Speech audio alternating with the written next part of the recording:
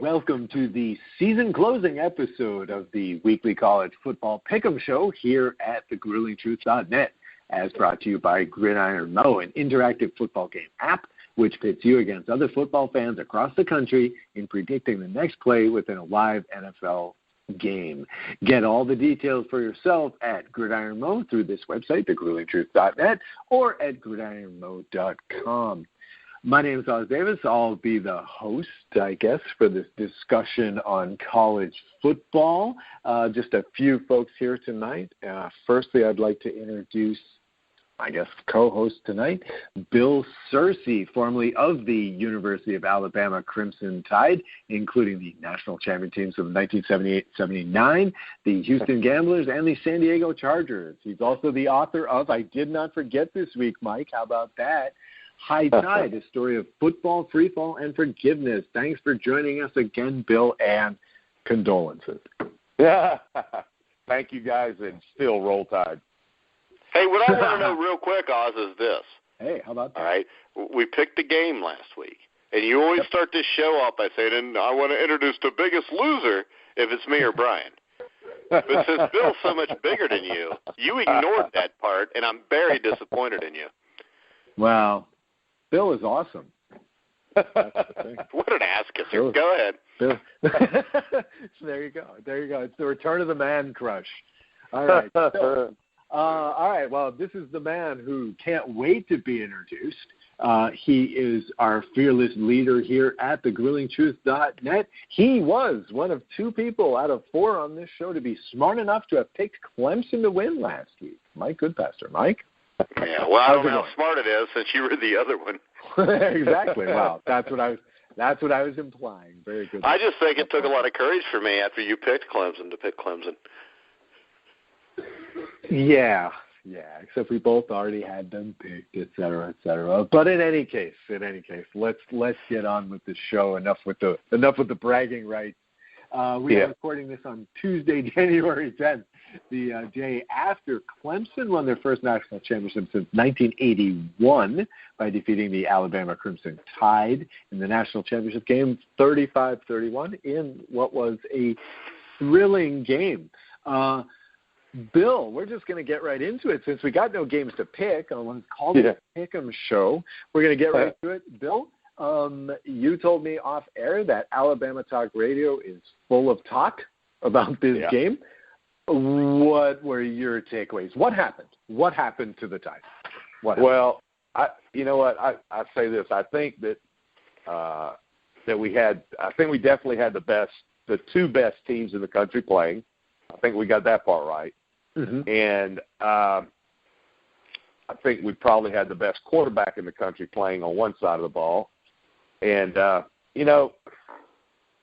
think last week I thought one of the keys to the game was that Alabama would have to establish a running game in order to not only to have a passing game, but to actually move the ball consistently and keep the ball on our side of the line. But that, number one, after both Scarborough got hurt, we didn't have a running game, so it made us one-dimensional, and it made us try to win the game or stay in the game throwing the ball. And when that happened, I think we were, 11 for 13 third down conversions. I may be wrong, but I know Oz just told me that I think we punted 10 times.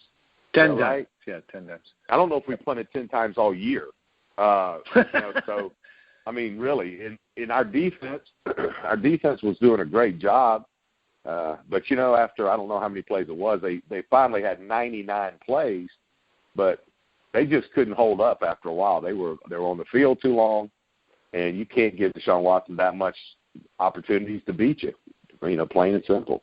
And I don't know if they played 10 times. I'm not sure who would win that series, but, we were 1 or 2 plays away from another championship, but we didn't win, and the best team won last night. So, hey, congratulations to Clemson Tigers and Dabo Swinney. Well, I think that, and this was Mike's contention last week, so I'll let him continue from here. But it was the contention that as long as Clemson could keep that defense out there for 99 plays, they are going to win that game, 75, 80 times out of 100, no problem. Mike, did anything surprise you about either the way Clemson won or the way Alabama lost this game? Well, I didn't think Clemson would be as dominant at the start of the game, which is why the game ended up close at the end. But the thing I noticed about Alabama all year is defensive line-wise, they've got a rotation of only about 5 guys, don't they, Bill? Yeah, that's right. That's another big point. And that was why I picked Clemson, because Clemson, number one, they get rid of the ball quick. Number two, they have a better offensive line. Their right tackle was terrible last night, the freshman, but I thought the left tackle did a great job. Yeah. I mean, he got beat a few times, but he held his own on the left side. But I just think that when you looked at them, just their tackle rotation, and they won so many games by blowouts that you're not really going to be in shape because they don't really have to play hard in the second half in most games. Yeah, they actually, there was at one point in the first half, he replaced the 3 starters, or 3 of the starters on the defensive line with 3 second-team guys, and they actually did a good job. I mean, they didn't do anything wrong. They did a good job. But for them, for some reason, and maybe it was worried, just trying to hold on and win, he left that first team in for, it seemed like an inordinate amount of time and without swapping them out. Yeah, and isn't that the same thing he did last year, which almost bit him in the ass? Yeah, you're right. It's true. I mean, another thing Oz and I talked about a second ago was Alabama wins the turnover ratio 2-0, but we only turn 2 turnovers into 3 points. So, there's a lot of things that Alabama has not done all year that they did last night wrong. And but I think the biggest thing is an inexperienced, freshman quarterback who's not a passing quarterback yet. He's not going to win games for you passing right now. He can win with his legs, but we had no consistent offensive drives. It was 3 and out, 3 and out, 3 and out. So that's, we played a great game. But Bill, I could turn that back around on you on this, too. I mean, Nick Saban is obviously no idiot. He knows that there's not much of a passing game here.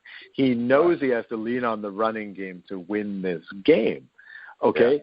So it seems to me that's the way to go. But let me throw this one at you, and Mike can jump all over this one, too.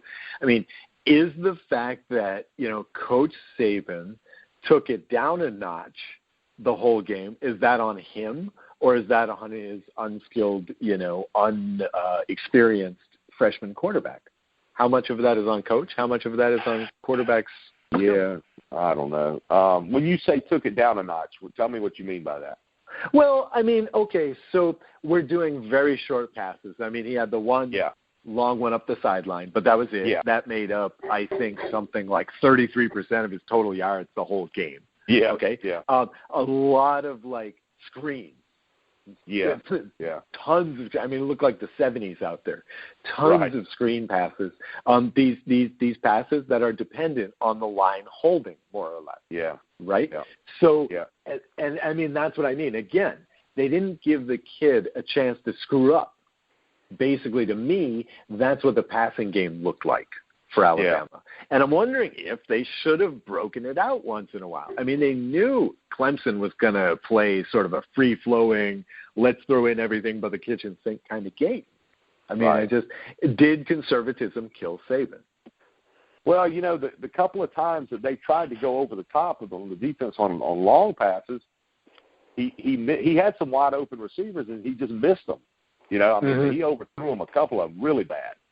And I guess instead of continuing to do that, they just decided to try to go another route, the screen route. And honestly, our offensive line, the last couple of games was not.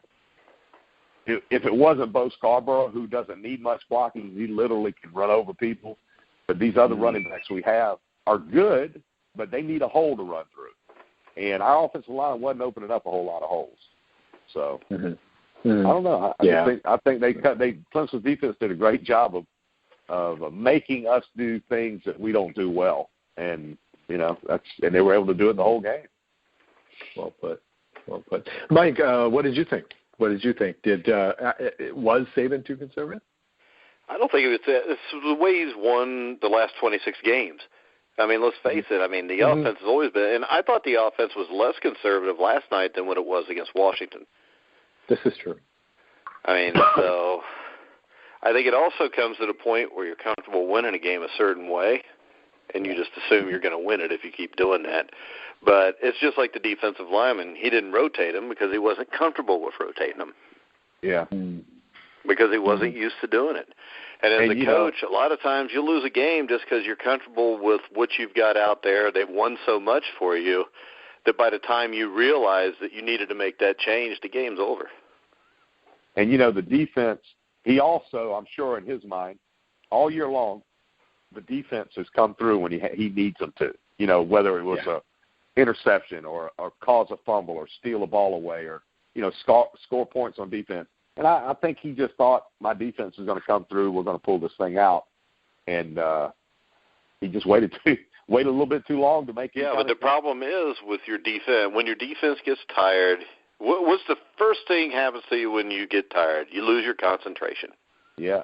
So you miss an assignment here or there, and all of a sudden it turns into Deshaun Watson completing a big pass or taking off running.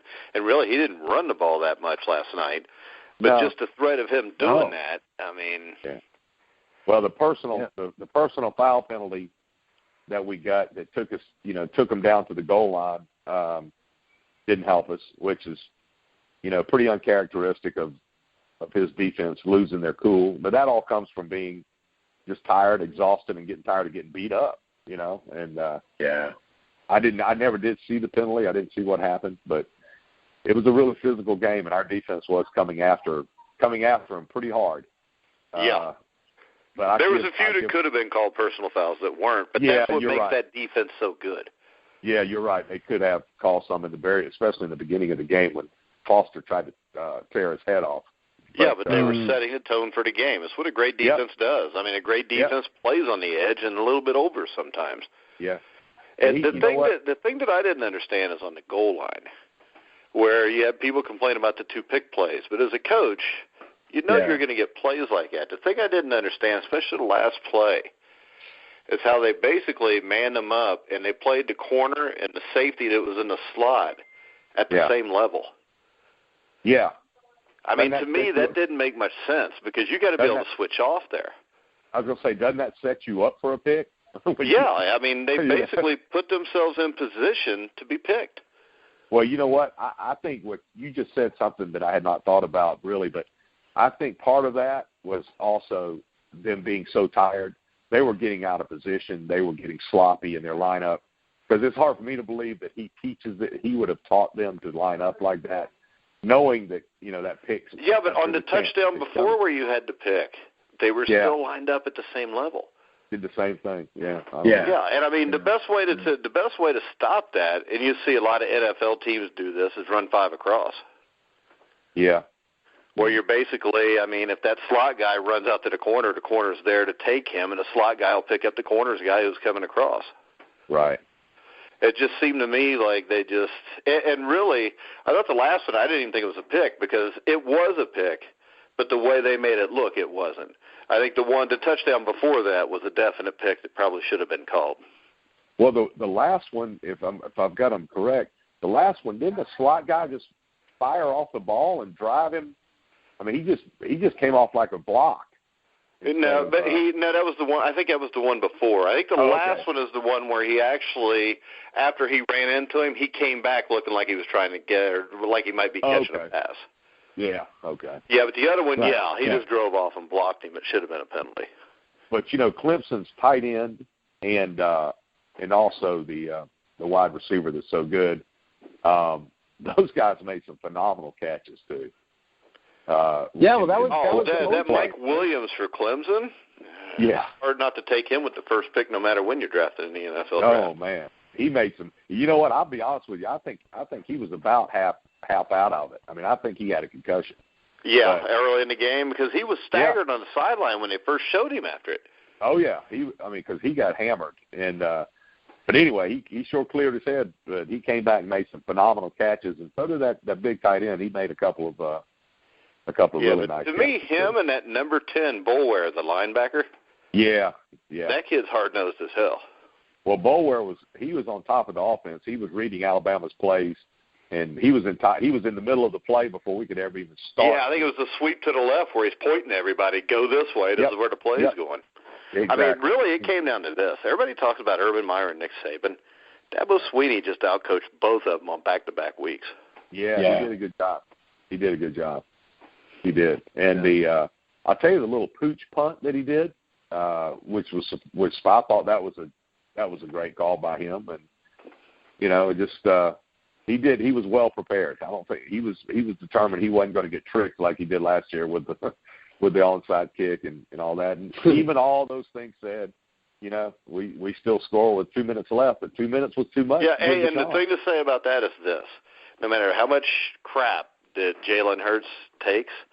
Yeah. I mean, he basically led a game-winning drive to win a national championship as an 18-year-old quarterback, and I don't think people realize how big a deal that is. Oh yeah.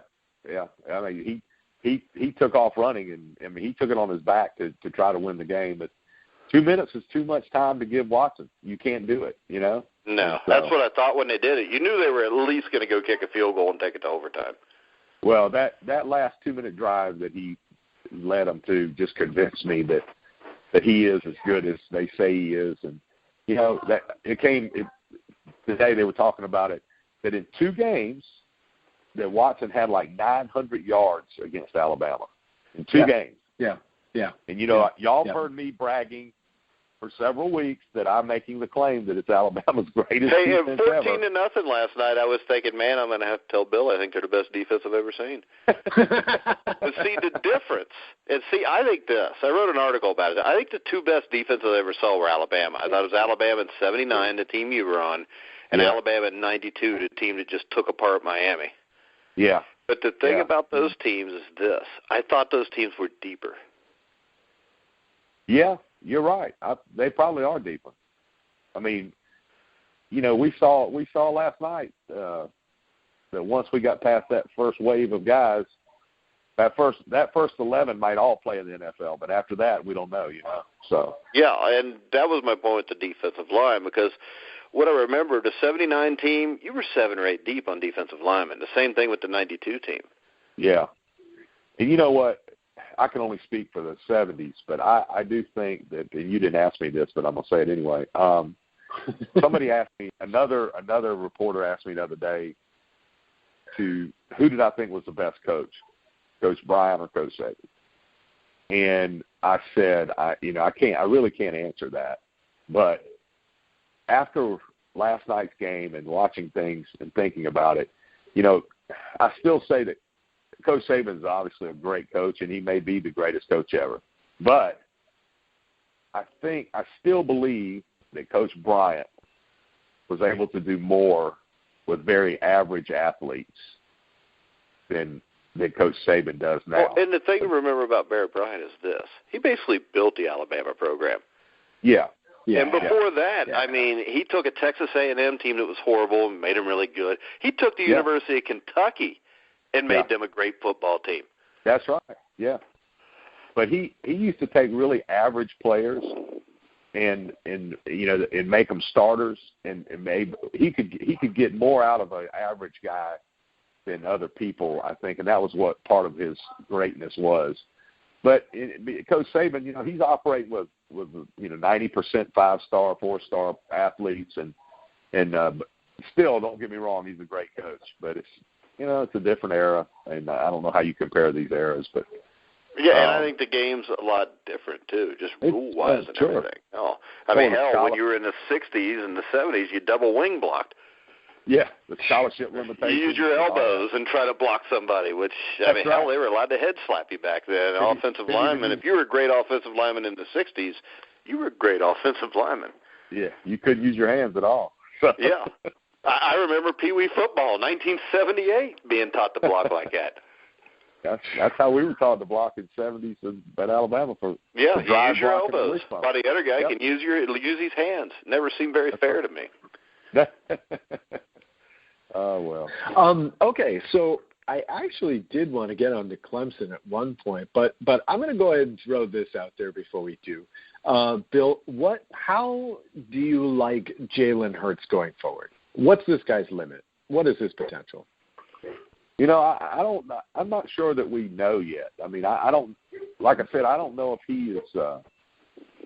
He just hasn't developed as a passing quarterback yet, and I'm not saying he can't, but you know, we have another pretty big name quarterback that they signed that's going to also be a freshman next year that is a great passer, from what I understand, and Jalen Hurts can win games with his legs, but I don't know if he can win national championship games with his legs.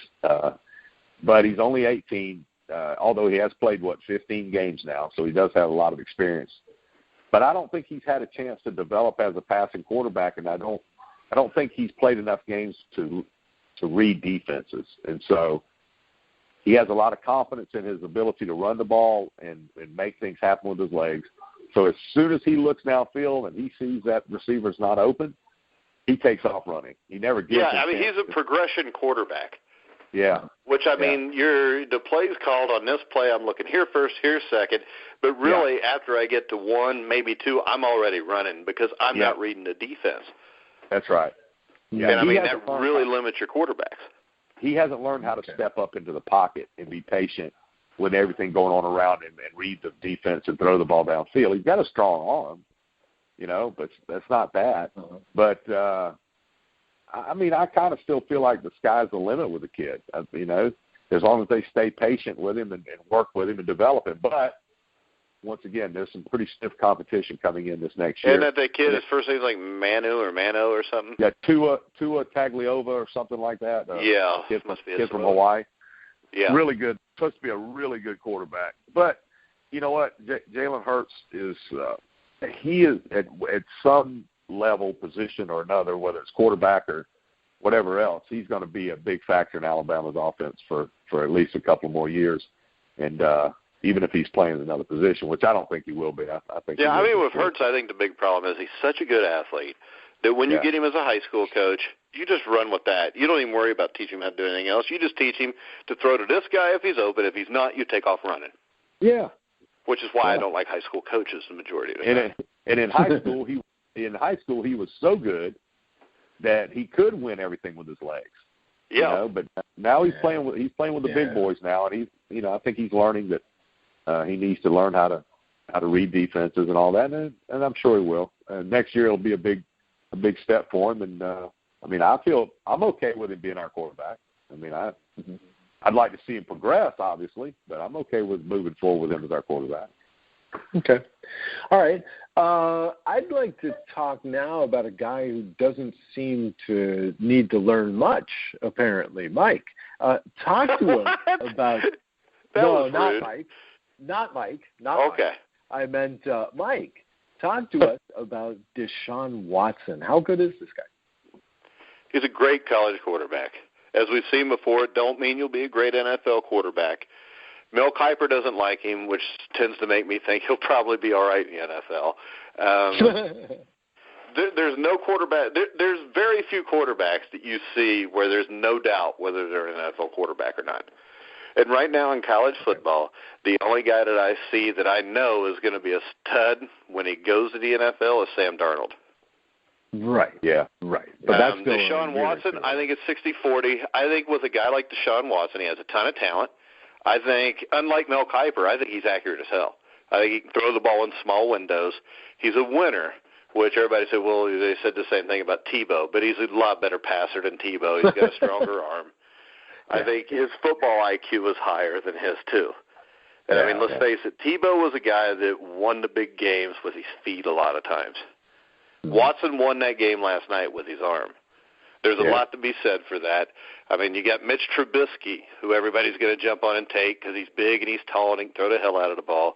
But out of this quarterback draft, I would take Watson number one as of right now. Wow. But I think it's a risk. And I think if you stick him in Cleveland, you run the risk of him getting the hell beat out of him for a year or two and never being able to play worth a crap. Mike, let me ask you a question.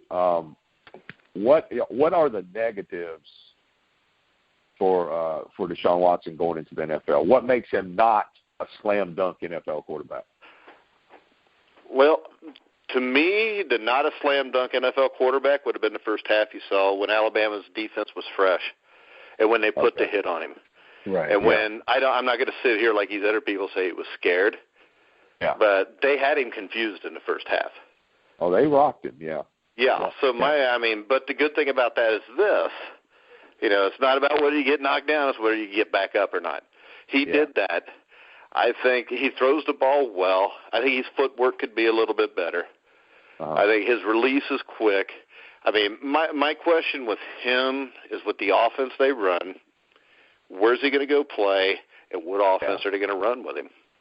Yeah. I mean, if you take him in the NFL and you put him in a spread offense, not like a college spread particularly, but I also think this. I think he can read defenses. I mean, I would be more 70-30. He's going to be successful than anything else, which with most guys, I mean, out of last year's NFL draft for quarterbacks, the only guy I saw that I thought was going to be good was Dak Prescott. Yeah. I mean, I think Carson Wentz can be. He can be developed to it, but he played at a lower level, which I know a lot of people ignored the first few games of the season when he played well, but there is something to be said for that. And then you got a guy like Connor Cook, who everybody was high on because he was big and had a big arm, and that kid is terrible. Yeah, I mean, now wait for the NFL show. Yeah, I went off on a 5-minute rant on an Oakland Raider fan that was picking the games with us last week because he thought Connor Cook showed great pocket presence, and I'm like, he got shut out against Alabama. But really, from what I saw last night, that Bama defense, probably 8 of those guys are going to play in the NFL. Yeah. And in the end, he beat them. So I would say he's probably going to be successful before he's not going to be successful. My only question is, if you stick him in a San Francisco, put it like this, he needs to go somewhere where he's got a quarterback's coach that knows what's going on. Cleveland and San Francisco are not those places. I was just curious because I watch him from a college perspective, and I put a lot of stock in it that he is a leader, and a winner. Yeah, but you know what? There's a lot of guys that are winners. Ty Detmer, Ryan Leaf was considered a leader and a winner in college. Oh, man. Mel Kiper thought that Ryan Leaf was better than Peyton Manning coming out of college. That was a coin flip that year, remember. That was a coin flip between Manning and Ryan Leaf. The big question was, who's going to pick who? They're obviously and the Indianapolis Colts would be in like Memphis or something right now if they would have taken Ryan Leaf. Because nobody wanted to go to Colts games back then. But, I mean, NFL quarterback, I think, is a lot different than almost any other position. In college, you can tell whether a running back's going to be good usually. Yeah. What about okay, not to get too far afield, but I do want to touch on this. What about wide receiver, though? Because I understand that the level of complexity for a receiver in the NFL is like cubed what it is in college. It's according to what offense you go to. Okay. And, I mean, really, anytime you go, I mean, if you look at it, what teams have the most bust in the draft?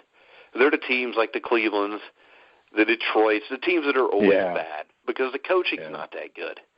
I mean, you can work around a guy being an idiot if he has enough talent. Chad Johnson is a perfect example of that. I mean, the Cincinnati Bengals lined him up in the same position for a decade.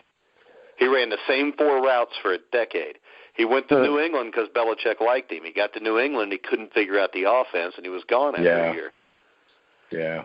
But, I mean, if you watch a guy like Mike Williams, I mean, he's what, 6'4", 6'5"? Yeah. Well over 200 pounds, runs a 4.40 and has great hands. You're going to figure out a way to get him the ball. Yeah. He's a quarterback's where you get the most bust.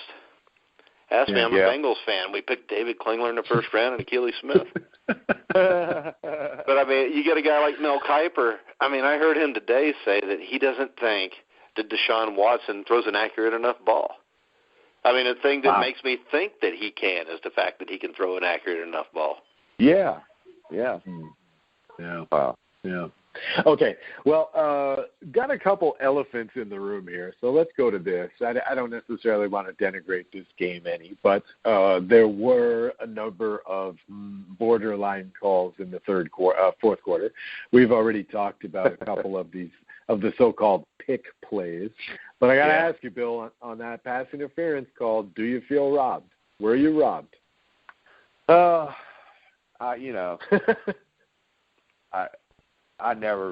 could hardly ever say that I think a penalty is the reason you lost or won. There's too many other plays going on. But I thought it was a bad call, to put it to you that way. But you know what? We got away. Alabama got away with a couple of targeting calls early in the game. And so it's kind of the hit on Watson. I've seen guys thrown out for less than that. Yeah. Well, yeah, and the hit on Watson, but also the hit on I just went blank. The hit on the wide receiver. Yeah. I think that was a pretty, and not that I thought it was intentional, but it was a great hit, and it could have been called targeting. And I think the referees were trying to let them play. Well, I think that's why the picks were let go. Exactly. And so, with that being, they were trying to I would rather play. have that, Bill, than an NFL game where they pretty much try to take the game into their own hands and decide it for you. Yeah. Hey, look, I wish our offense would have called the same kind of pick plays and let them, run it until they call you. Run it. It's not illegal till they call the penalty. So run it. But really, why would you play man on the goal line? I don't know. I can't. Yeah, that's what I don't understand. Yeah. I mean, it's just like, I'm sure that if he'd called something better to man, even though they were tired, they'd have been in that defense. They just wouldn't have done it right. But to me, it looked like they were damn near in man coverage down there. Well, I don't know enough about, honestly, I don't understand enough about secondary play to explain a lot of things that they do. And I know Coach Saban is extremely involved in the secondary. You go to practice, he's with the secondary all the time. So his thumbprint, his fingerprints are all over that secondary. However they do, they're taught by him to do it. And but there's some things that make me scratch my head. Well, that's what I didn't understand about it, because almost everything I've done when I coach DBs is off of tapes of him coaching his DBs. Yeah. Yeah. And it just made no sense what they did at the end of that game. I mean, they set themselves up to be picked. Yeah, I don't know. I'd love to hear the explanation. I doubt I ever will. But well, Oz, you get Nick Saban on the horn. Let's find out. Yeah, I'll call it my good friend. Nicky. Hey, Nicky. Did y'all happen to hear Coach Sweeney's after the game press conference last night? Yeah. It was pretty much the same speech he gave after the game. When he pounded Colin Cowherd on the press conference? I didn't see that, no. Ooh. He came on. You need to Google that. But I guess at some point in time, Cowherd called Clemson, and not an imposter, that's the wrong word. He used another word. But charlatan. I'm going to say something like they were an imposter. They weren't as good a team as they were ranked, and they had no business in the position they were in, and blah, blah, blah, blah, blah. I mean, and so at the press conference last night, Coach Sweeney said something about, he said, Colin Cowherd, who doesn't know me and I've never met him, I'd like to know what he thinks about my team now, or something like that. And he just kind of went off on a personal vendetta thing. Well, Colin Cowherd's an idiot anyways. Yeah, well, that's how he gets people to listen and watch. Yeah. There's a lot of how Oz does it, too. Oh, absolutely. You got to hear him on the NFL Pick'em show. He's the only man in the world that picked the Cleveland Browns 5 straight weeks, and the week he didn't pick them when they won. It was awesome. Hey, I reverse jinxed a lot of people money in that run. Anybody who gambled against the Browns did very well as I was picking them. Well, by the way, I also heard that last night's Alabama-Clemson game, that Vegas took a beating. Yeah. I was gonna talk about this. Yeah, the line was 6.5 in most places before this game, and it was apparently it had started in some places at like 4.5, and the betting was just driving it down and down and down, and people were just covering Clemson. I mean, wow. Yeah, it was too many points to give a team that good. Yeah. Against anybody. I would have. If I were a gambler, I would have taken Clemson with 6.5 points. Oh, you take the points. Yeah, you take the. I thought it was going to be a 3-point game. I said that. So I mean, it's yeah. Well, I think that Vegas thought they'd get a lot of stupid Alabama fans. Not saying they are stupid, but that's how people on the West Coast like Oz think. But they would get a lot of Alabama fans to jump on that. So I think these sports books are based in like Grenada and Isle of Man and places. I think they're based in your basement, but all right. Yeah, if only. Okay, let's see. Okay, one more. A lot of talk this morning, as there so often tends to be, comparing this game to the greatest college football games of all time. I'll just cut to the chase here before I go on a rant. Bill, how do you rank this among the great games? Well, once again, I'm so prejudiced with being an Alabama fan. Bill only watches Alabama games on.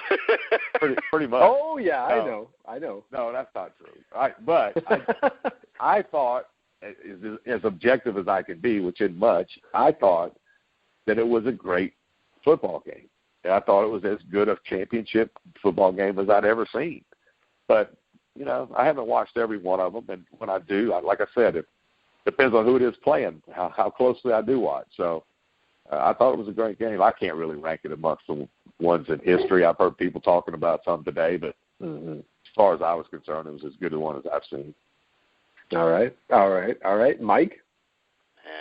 Best one to me is still 1984 Orange Bowl, Miami, Nebraska.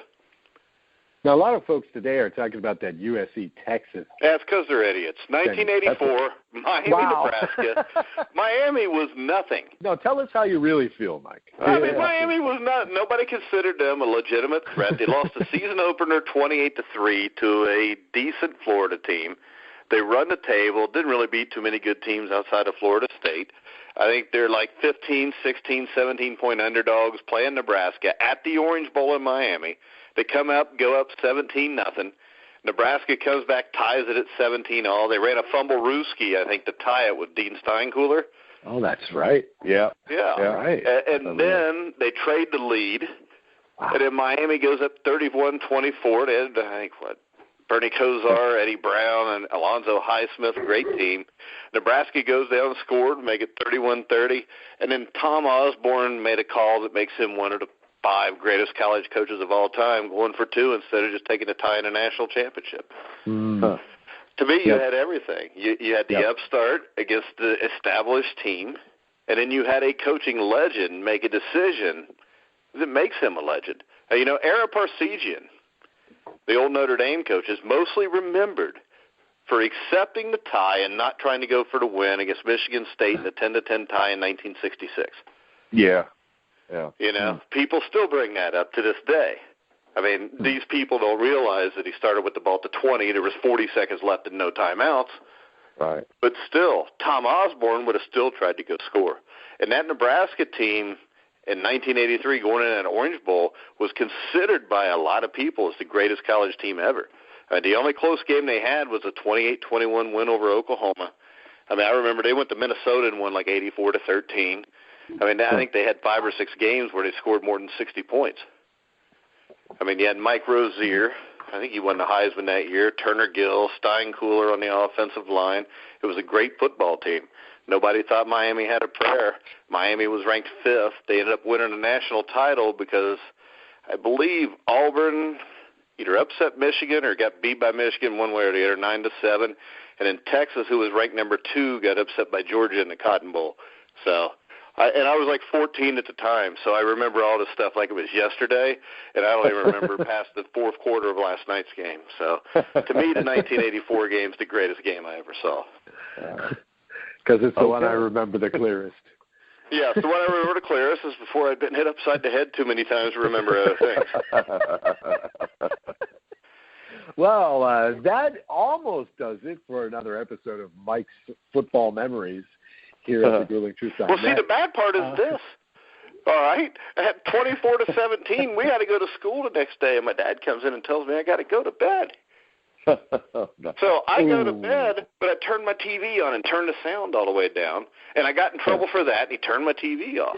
And I want to watch this game, so I can hear the TV in the living room. And when it goes to like 24-24 with like 7 minutes left, my dad yells, "I know you're listening. You might as well bring your ass on in here. It's not like you're going to get good grades anyways." So. Wow. Nice. And he was right. It wasn't like I was going to get good grades anyways, so I got to watch the end of the game now. There you go. But see, those bad grades led me to being with you, Oz. Well, then it was all worth it. No, it just proves my dad was right. I'm never going to amount to anything if I don't start doing my schoolwork. Okay, well, being positive to the host here. Right, let's see. Okay, I guess I just got one more. It's the typical question. What are you expecting for next year? I know you're looking for your new quarterback, Bill. National championship. Yeah. Hey, we're still the favorite. We're still the favorite. Do you know? Do you know how many of you guys are leaving? Do what? Do you know how many of you guys are leaving? It don't matter, Bill or Oz. They'll just replace them with just as good a guys as they already got. Yeah, anyway. honestly, I don't know. I mean, you're leaving. No, I don't. I just know that we're okay. I think we're 3-1 in Vegas to win again. So I expect us to have a good team. We're going to lose a lot of top guys on defense, obviously, but we've got some guys behind them. But hey, Mike made a good point tonight that I had not been thinking about. Those guys behind our starters haven't had much experience this year, so we seem to always have quite a few guys that'll be their first year starting. But I look forward to a good year. I'm not sure if it's a national championship, but I look forward to a good year. Okay, same question, Mike. Are you expecting? What are you going to be looking for next year? Do you think? Florida State, USC. Not a championship game, but I think those are two teams that can challenge Alabama. Yeah. Okay. I like USC with Darnold. I think Florida State had one of the younger teams in the country, and I think they're going to be stacked next year. Well, and then of course you've always got the Michigan State, the Michigan, Ohio State, Penn State. They'll always be there. Who does Alabama open with next year? I have no clue. I figured you'd know that. You're the Alabama fan, Bill. Florida State. Do they? Oh, in yeah. Atlanta. That'll be a matchup of two top 5 teams, I think. Yep. Because I think Florida State was like 6-1 or 7-1, weren't they, in Vegas? Yeah, I think so. So Florida State in Atlanta, the new dome in Atlanta, first opening game. Well, okay, so we'll have to fly down and see that, Oz. Yeah. Okay, so actually I've got the odds for next season, the early odds. Alabama 3-1, as you said, Bill. Florida State 7-1. Good pick there, Mike. Those are pretty good odds right now. Oklahoma and Ohio State 8-1. USC also 8-1. So there you have it. Michigan 12-1. Clemson 18-1. Yep, 18-1. Now, Clemson got to replace Deshaun Watson and Mike Williams. Yeah. And Mike Williams. Louisville 12-1. Is there value? Well, it's because they got Lamar Jackson. But they play in the ACC, which is the toughest. I can't believe I'm saying this, but they're the toughest conference in the college football. And I heard some Clemson fans today on radio saying that Clemson now was just like Alabama. It was just plug and play. So next year they said they're we'll see. I mean, if they're ranked in the top 10 next year, then they're the same. And it would not surprise me if they are, because I think Dabo Swinney's a hell of a coach. He's a good coach. He's a great coach, and he's a great recruiter. I guarantee you that. Yeah, he's very good at selling his program. He sold the hell out of it. Yeah. So it wouldn't surprise me. It would surprise me if they had a chance to go back to the national championship game. But it wouldn't surprise me if they end up ranked in the top 10 before when the year's over. Yeah. Never know. And nobody's like Alabama. You're right. Even all the Ohio State Buckeye fans that wish they were, they're not. Oh, Ohio State. And too bad Brian's not here. Yeah. Right. Okay. Let's close it up for the 2016-17 college football season. Any final thoughts, Bill? Hey, thanks for joining us this season. It's been awesome. Yeah, I was going to say thank you guys for allowing me to get in here on this late in the season. I appreciate it, and I enjoyed hashing this over, and hopefully I've persuaded you both to be Alabama fans. You could persuade it easier if you would do an Alabama weekly show for us next year. Well, I'm thinking about it. There you go. I'm thinking about it. So, but thanks, guys, and hopefully I'll have an opportunity to do it with you guys again next year. Fantastic. Okay, well, thanks also to Mike Goodpaster for, all that he does at thegruelingtruth.net. I mean, you're only on about, 27 podcasts? Actually, I'm only on like 3. Really? Yeah. Wow, it seems like a lot more than that. But you are a... You got this, the NFL one. Well, I do the Bengals show, but that, of course, is over this year. And the boxing show. That's just 4 shows. It seems like you do so much because you do write almost daily for thegruelingtruth.net and produce and organize and fearlessly lead us, Mike. Whatever. You're such an ass-kisser. Bill, you want to host this show next year? Yeah, do you? Well, I do. My final words are this. If you're a Notre Dame fan, which used to be like Alabama, I can tell you that we had Josh Benjamin and Tony Hunter, former tight end for Notre Dame Fighting Irish. They had as a special guest Bob Crable on. They got him right after he got the call that he'd been inducted into the College Football Hall of Fame, which I think the induction ceremony is in New York, December 5th of this year. So make sure you check out Bob Crable on the Fighting Irish Weekly Show. Cool. Fantastic. As for myself, I can just say, hey, check out thegruelingtruth.net. Check out our podcast. We do lots of great stuff, mostly in football, but we're moving over to basketball as the football season winds down across North America. However, that doesn't mean football is going to go away. Right, Mike? We're going to do lots of draft stuff. We're going to do we'll bring back the NFL Legends show, which last year we had Kenny Anderson, Roger Craig, Tom Flores, Lim Barney. We had Fred Biletnikoff on the network. I mean, we'll have football constantly. Yes. And we're going to have a show with me and Bill reviewing his book and interviewing anybody's book, High Tide, also, which you can get on Amazon. That's a good idea. Yes, let's definitely talk High Tide by Bill Searcy. In the meantime, I will sign off for this particular podcast. We'll be back soon. For Mike Goodpaster and our special guest, Bill Searcy, I'm Oz Davis, and you've been listening to the Grueling Truth College Football Pick'em Show.